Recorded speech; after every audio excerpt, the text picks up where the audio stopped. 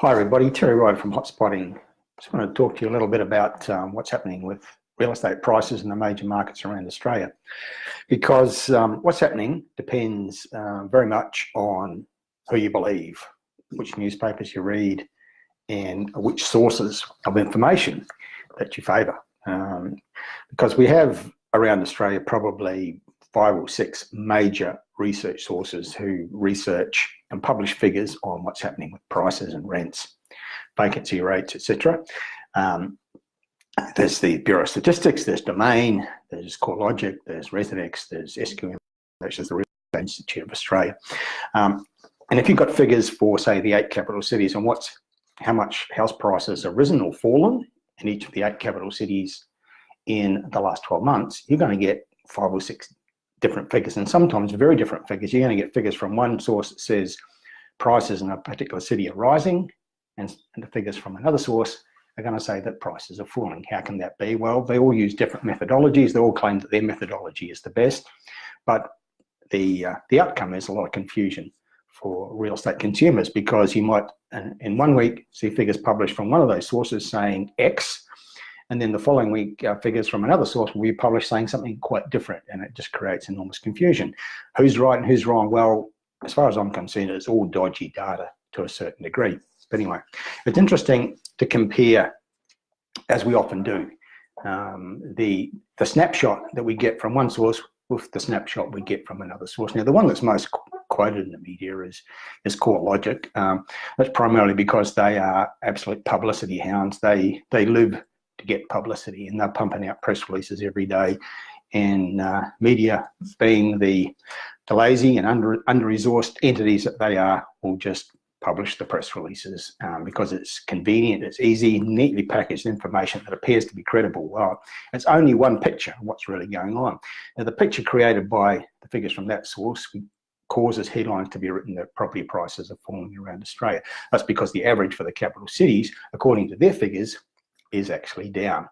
And it doesn't mean that prices are falling across Australia. In some of the capital cities, prices are still rising quite solidly, particularly in Hobart and Canberra, and in many of the regional centres as well. The regional centres tend to be ignored in these figures, but that's where the strongest markets in terms of price performance are happening right now. But it's interesting to look at figures from another source and get a different picture, because SQM Research, that's a source I respect. That's Louis Christopher. He's been around real estate research in Australia for over 30 years. He's an independent, strong, credible source of information. And it's interesting to compare what he says is going on with figures from another source like CoreLogic, because it's quite a different picture. Whereas CoreLogic's overall picture is that the average for the capital cities is in the minus. It's down for the last 12 months. SQM Research figures actually is in the positive nationally, and it's I hate generalisations. You can't generalise about Australia as a single market, but that's what media does. And so to compare like with like, according to SQM Research, nationally, real estate prices for houses in the last 12 months are up almost 4%, and for apartments they're up about 3.5%. And the capital city average is a rise of about 3% for houses and a rise of 4% for apartments. Now, this source actually has Sydney and annual terms still up, still in the positive, whereas CoreLogic has Sydney house prices down. SQM Research figure has the Sydney, their price index for Sydney houses is up just 1% compared to 12 months ago, and the trend is definitely a correction, but nevertheless, the asking price index for Sydney houses is still higher than it was 12 months ago, and particularly for apartments up 4% compared to 12 months ago.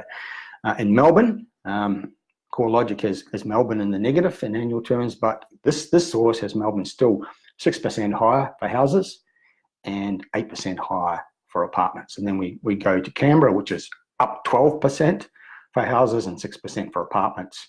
Hobart also up strongly for houses. Then other cities, Brisbane's up, although only moderately. And Perth, which CoreLogic still has in the negative, Perth we see as a recovering market. Perth is now in the positive. Its house price index is now higher than it was 12 months ago. A little bit, just over 1%, but nevertheless a sign of recovery. So it's a very, very different picture. Media not only quotes CoreLogic almost as the only source of real estate data, but it states its figures as fact. It's not fact, it's just one picture from one source. And when you get figures from another source, you get a completely different picture. It's very wise as real estate consumers doing research, trying to understand what's really going on in markets, to actually try and tap into figures from more than one source. Because if you just believe that one source that's quoted ad nauseum by media, you get the impression of things are a certain way.